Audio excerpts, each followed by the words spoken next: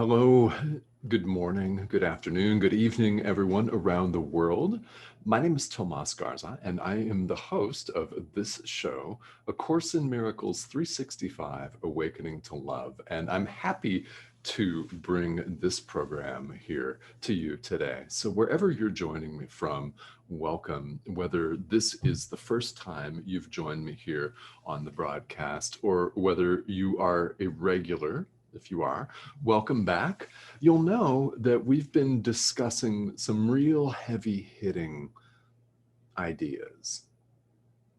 Yeah, we've been discussing some very deep, heavy hitting, and wonderful, in fact, beautiful, beautiful ideas from A Course in Miracles, specifically from the Workbook for Students. Now, you may or you may not be working on this currently, and if you're not, stay tuned anyway. What we're offering here on this show is a presentation of universal spirituality. In other words, universally applicable ideas and principles that you can put into practice to help you get in touch with your inner teacher, to help you awaken to love, as the subtitle of this live stream indicates. In other words, the truth of who you really are.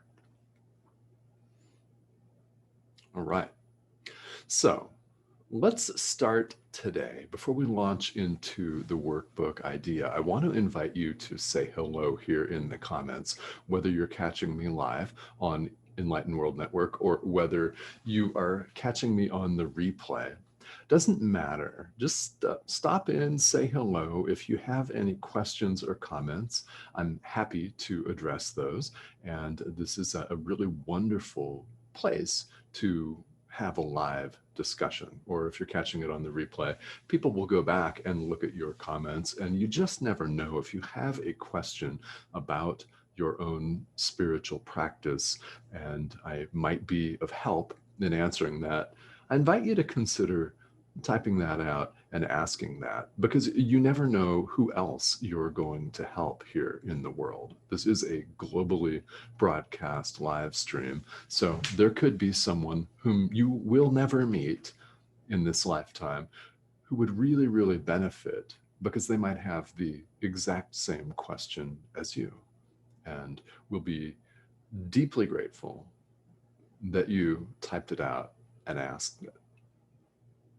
That's always true in any learning situation. There's always someone else who has the same question as you do. So in that regard, feel welcome to type that out, and I'll address whatever is in the comment thread here before I end the live stream in a few minutes. So,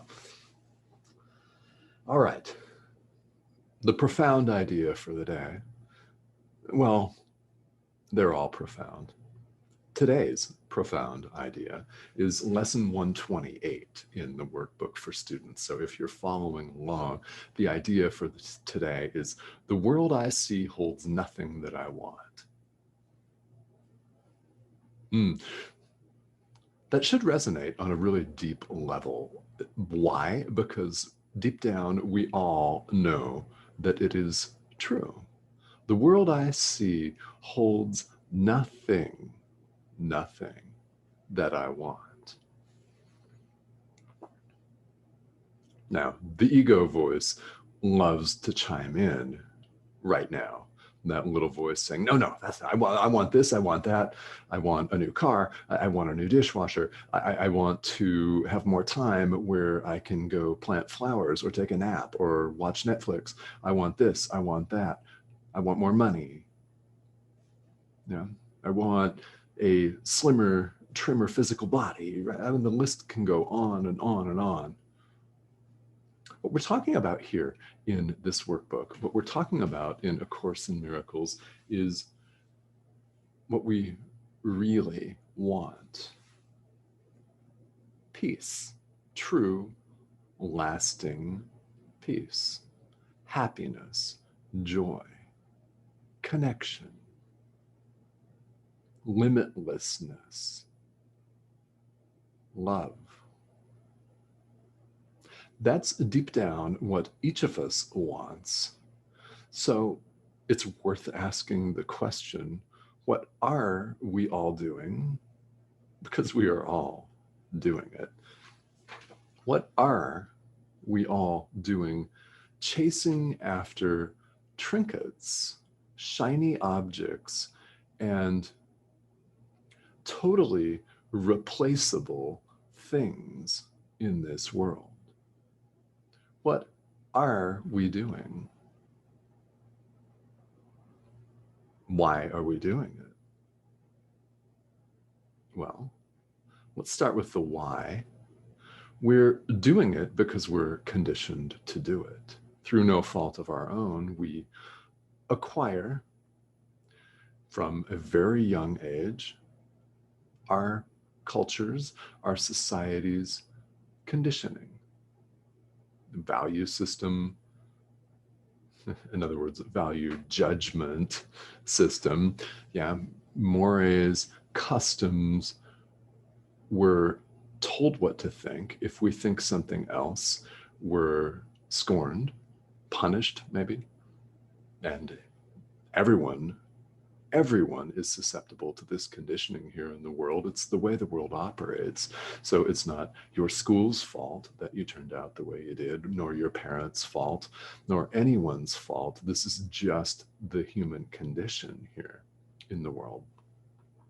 So as adults, we are all, each of us, on a process, in the midst of a process of unlearning.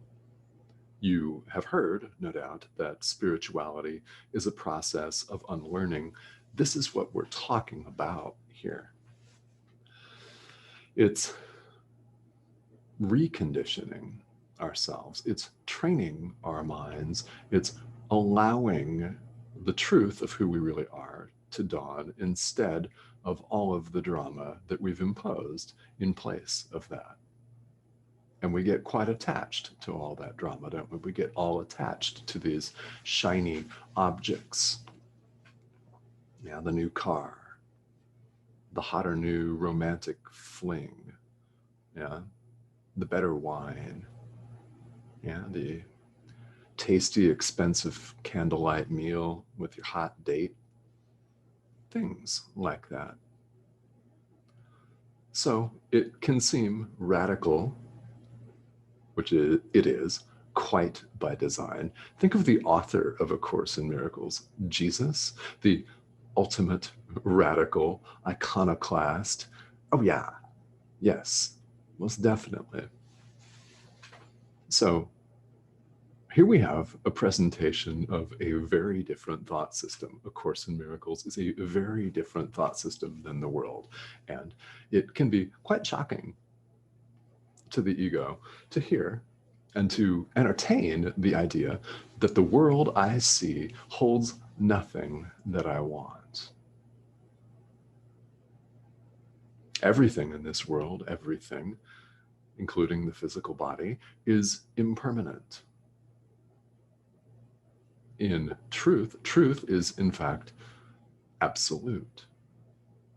So we can make statements such as this. The truth has not gone anywhere, despite the fact that we're running around chasing after the next shiny object. It has not gone anywhere, and it's who we are. So, to the extent that you're ready to entertain the idea that the world that each of us sees holds nothing that we want. It does not contain lasting peace and happiness. The peace of God is not of this world. Another radical idea, central to A Course in Miracles, and quite contrary to the Genesis creation story, if you were raised with that from the Bible. I was. God didn't make this world. We did. The power of our mind is so great. We made it. Guess what? With that power, we can unmake it. And the truth of who we are has nothing to do with this world. It has nothing to do with the physical body. It has absolutely nothing to do with the limitations and constraints that we impose upon ourselves. International boundaries, what's that? It's nothing. Visa requirements, yeah, passports. What is all of that? What is all of that ultimately? Who you are is so far beyond that, that it's not even recognizable to us here in the world, except when we do get glimpses of that, except when we do get hints of that and moments of, well, you could call them divine illumination. We are illuminated by the divine. The light is always there. It's who we really are. So we're on a very deep, very profound journey. Now, you may find that some of these ideas that are, frankly, coming through me, they're not mine. Who you see speaking to you is simply a messenger, simply a conduit. That's all. That's all a spiritual teacher is. It just looks like a human body talking in a language that you may understand and that you can relate to in terms that you can relate to. So that's how it appears. Now, you may find that these ideas are quite shocking, and that's okay. One thing that the Course is very clear about is that you are not required to believe them.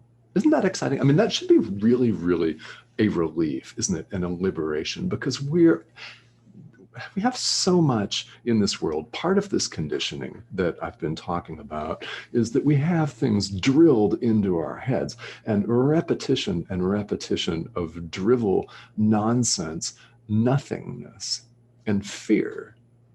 We have that hammered into our stream of being. And who we really are has absolutely nothing to do with that. So the fact that we're not required to believe anything anyone says should come as a relief. If you're skeptical about these ideas, I invite and encourage you to ask questions. To people that are accustomed to fumbling around in the dark, when you flip the light on, it can be quite shocking. Now, understand that God, your guides, Source, Spirit, the Holy Spirit, name the name. Understand that if the blinding flash of light will scare you out of your wits, that you're not going to see that. You'll see little glimpses. You'll see portions of that. Really, in fact, it's whole and total, and there are no portions of it. But if you're not ready, you'll get what you're ready for, and you will not be overwhelmed. Trust that. So the fact that you're watching this means you are, in your heart, ready for some of these deep level truths. And in fact, they're not separate truths. Truth, like love, like God, is unitary. It's one. There is only truth. And then if you want to write that out with a capital T, that's what I'm talking about. So what I'm talking about on this and every live stream, any discussion of A Course in Miracles. So how do you practice this idea? The world I see holds nothing that I want. You sit quietly and open yourself to this idea. Open yourself to the voice of your inner teacher. Open yourself to guidance from your teacher or teachers if you have a team and you prefer that way. Whatever that looks like for you is perfectly fine. Sometimes if you have a team of guides, perhaps they're all talking to you at once, but whatever that looks like, sit with this idea patiently, quietly, and see what comes up for you. Maybe nothing comes up in terms of a direct message, but you feel peaceful sitting quietly for a few minutes, reminding yourself, the world I see holds nothing that I want, and then just sitting in peace and quiet. If I or any spiritual teacher appears chill, it's because we do this habitually. And perhaps you do too. And if you do, fantastic. I hope that you keep that up. You may find after some of this quiet sitting in peace, contemplation, meditation, name the term for it, practice, whatever that is, you may find that when you return to the world, it feels differently to you. You may find that the world looks differently to you. If you find that, that is fantastic. It's wonderful.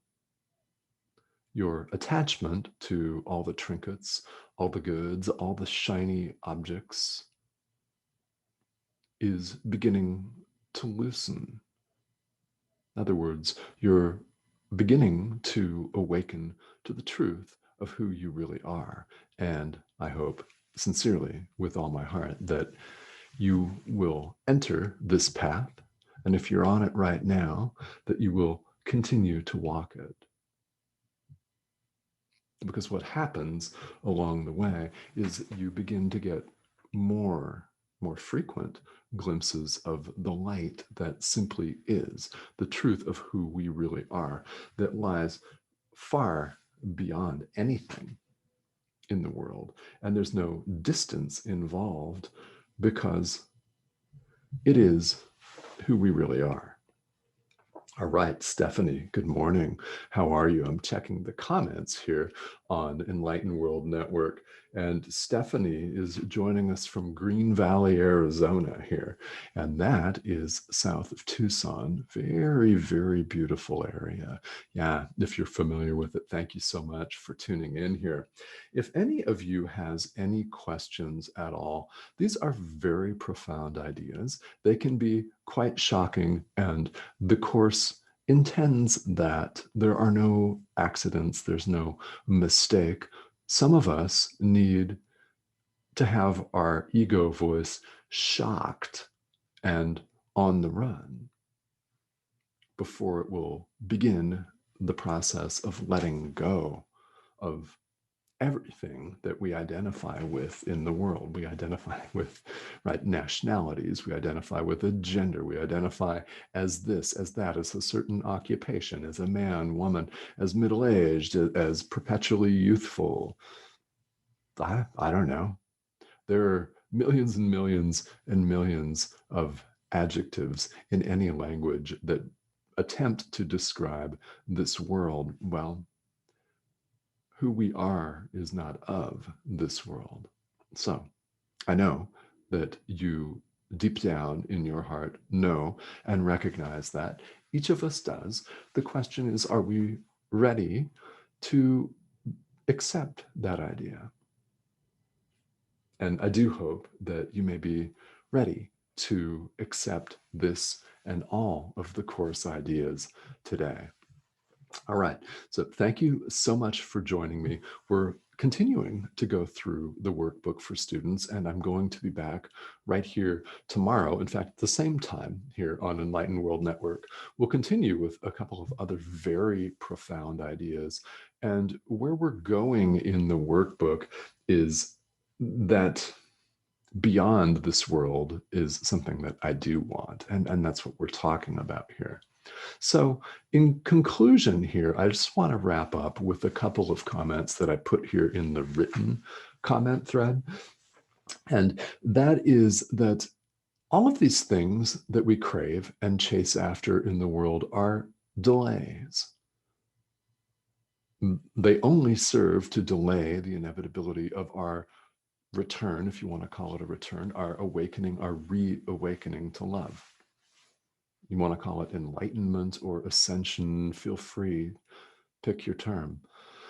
All the stuff that we engage in and obsess after in the world is only a delay. So the irony is we tell ourselves in today's fast-paced cultures, anywhere you may live in the world, that we can't stand delay. We don't want things to slow us down. In other words, we want it now. We want it now, now, now. We want this now. We want everything immediately. We want it yesterday.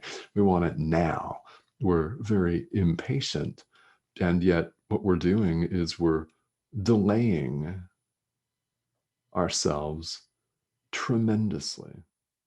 We're, in fact, doing exactly the opposite of what we really want.